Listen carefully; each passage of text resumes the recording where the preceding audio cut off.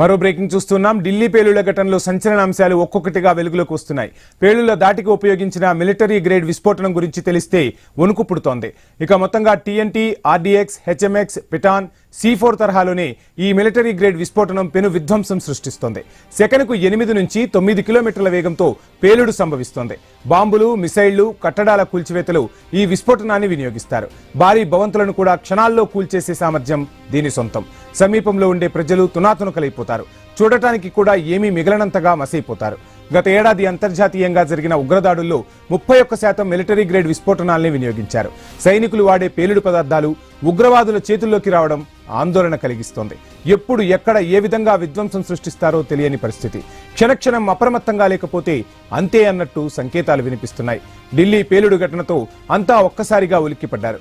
గత ఏడాది జరిగిన 8,612 ఉగ్రదాడుల్లో 18,987 మంది మృత్యువాత పడ్డారు. ఇక మిలిటరీ గ్రేడ్ విస్ఫోటనం హై ఎక్స్ప్లోజివ్ కేటగిరీకి చెందింది. కార్బన్, హైడ్రోజన్, నైట్రోజన్, ఆక్సిజన్ మిశ్రమాలతో పేలుడు కలిగే వాయువును సృష్టిస్తారు. టీఎన్టీ తరహాలోనే పేలుడుతో పెను విధ్వంసం చేయగలదు.